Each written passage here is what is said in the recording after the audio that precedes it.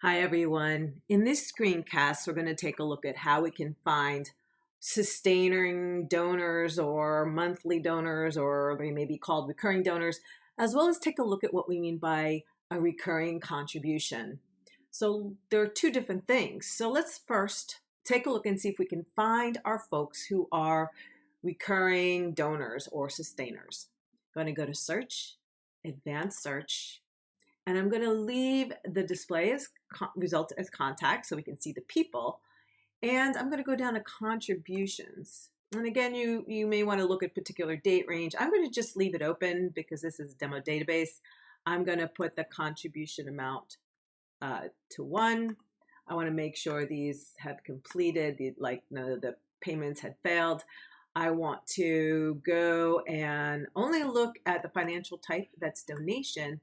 But here's the key. I want to look at contributions are recurring. So I'm going to say yes. And I'm going to go down to search. Notice there's also another recurring contribution area.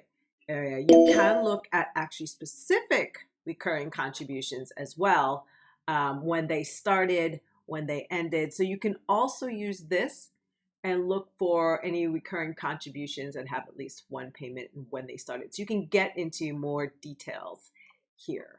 But I'm going to just use that simple one by just looking at anything that is recurring. I'm going to hit search. And again, there's my person.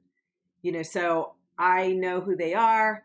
I may want to create a smart group at this point, right, of my actual sustainers, right? Let's take a look at that other search. And I'm going to just edit this search. I may just reset the form. Let's keep it simple. I'm going to display as contacts. And let's take a look at those other contributions again, those recurring ones, right? So if I go down to recurring, I can look for all of them. I can look at recurring contributions with at least one payment. You can do your start date, end date. You can look at the next schedule recurring contribution. You can look at failed ones. So just wanted to get looking a little closer at this. So this, you can modify and get more detailed about the kinds of recurring contributions you want to look at. So I'm going to just go in and like if I just have here recurring with at least one payment, let's take a look. And again, I'll get Joe, right? I'm going to open up Joe's record and let's take a look at his record. So here, you'll see his contribution.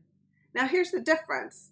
Notice here it's saying donation and it's recurring, right? So there could be multiple donations, right?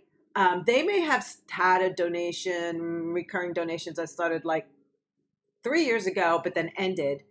And then you'll see another set, the current set where it started again. So these start dates are important, and you can find more about the actual recurring contribution under the recurring contributions tab. So here you can see the start date. It does put a start date in there so you can see when things are. And then you can see there's also inactive ones. So there may have been a previous set of recurring contributions.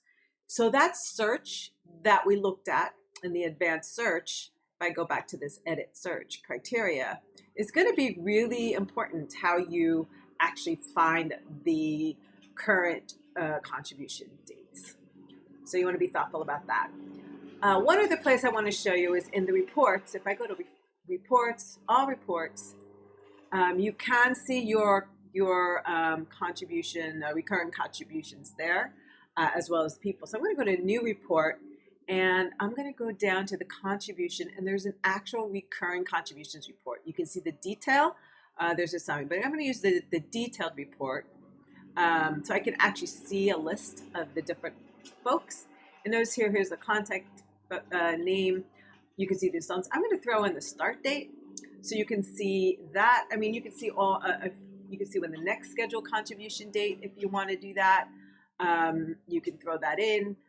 I'll just put it in. Now this is a demo database, but we will see how this works. I'm going to go to filters, and you can see there's a contribution status. I'm going to again limit it to donations only. And I'm just going to leave everything else open, and let's see what we get. So you will see there's Joe Biller, $50 a month. This is the start date, and there's the next scheduled contribution date because they're doing a month. So you could use the reports also to help assess when things are happening. Again, there are other kinds of filters or things you can show in the columns if you want to see the fail dates. You can see that as well. That's the contributions when you're taking a look at recurring or sustaining donors and looking at recurring contributions themselves.